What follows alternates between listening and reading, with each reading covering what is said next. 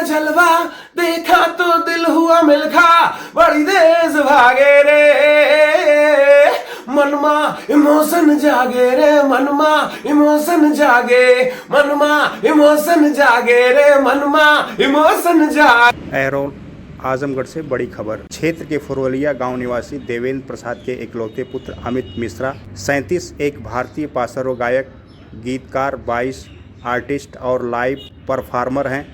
गायकी के क्षेत्र में उन्होंने कई नामचीन अवार्ड भी मिल चुके हैं। उन्हें फिल्म ए दिल है मुश्किल के गीत बुलिया से व्यापक पहचान मिली। इस गीत के लिए उन्हें film maker award, new museum talent screen award, सर्वश्रेष्ठ पुरुष पार्श्व गायक और आईफा अवार्ड सर्वश्रेष्ठ पुरुष पार्श्व गायक मिल चुका है। इसी गीत के लिए वे कई अन्य पुरस्कार समारोहों में नामांकित भी हुए। उन्होंने तेलुगु, बंगाली और मराठी फिल्मों में भी गाने गाए हैं।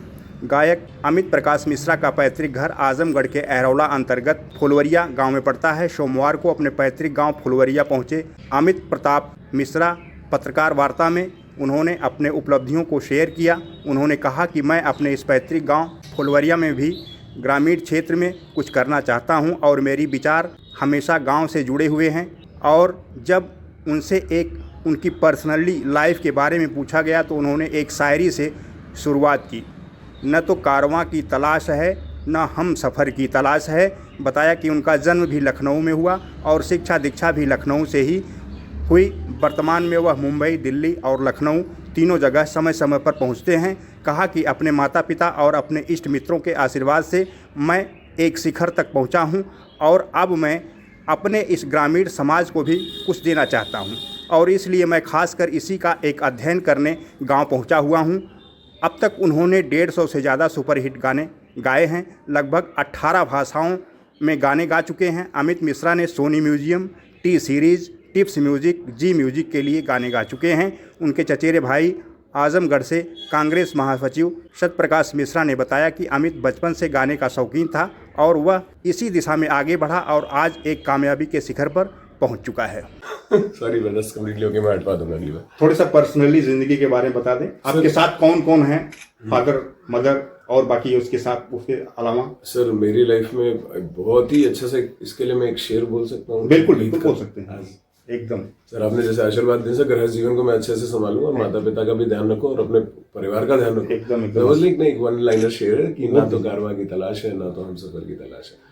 सो महादेव की कृपा से एक्चुअली सब कुछ महादेव ने दे दिया, तो I am very grateful to him. दूसरा सवाल है कि आप गांव से भी जुड़े हैं जी, तो गांव की कुछ यादें क्या शेयर करेंगे कि कब यहाँ से आप निकले, कितने साल के? मुझे गांव की अपनी बचपन की जो यादें हैं वो मेरे ऑफ कोर्स मेरे सिबलिंग्स, मेरे भैया लोग, बड़े भैया लोग, परिवार के साथ अय्या बाबा और बाबा लोग, जितने भी हमारे घर के मान ली हमारे बड़े घर के लोग, घर के बड़े लोग हैं, छोटे बच्चों के साथ। हाँ, उसके अलावा ट्यूबवेल में नहाना, क्रिकेट खेलना अपने भैया लोगों के साथ में। यहाँ पे बबलू भैया हमारे हैं, उनके साथ मैं बहुत क्रिकेट खेलता हूँ, बहुत मजा आती है। शुभम में मेरा छोटा भाई यहाँ पे रहता है, उसके साथ अमन के साथ में ऑफ कोर्स क्रिकेट खेला है। तो शहर और गांव के परिवेश में क्या कुछ अंतर मिला है आपको कि गांव का परिवेश क्या है और शहर का परिवेश क्या है? सर मेरे लिए शायद से मैं यहाँ पे एक्चुअली सर वो मैं विदेशी नहीं हूँ एक्चुअली। मैं ठीक है, तो मुझे वो दोनों भावना एक जैसी है।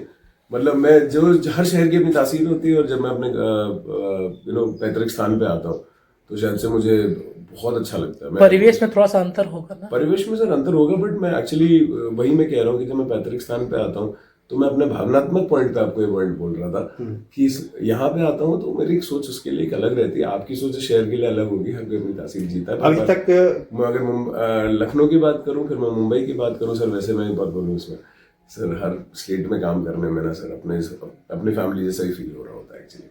अभी तक आपने कितने गाने गाए हैं लगभग?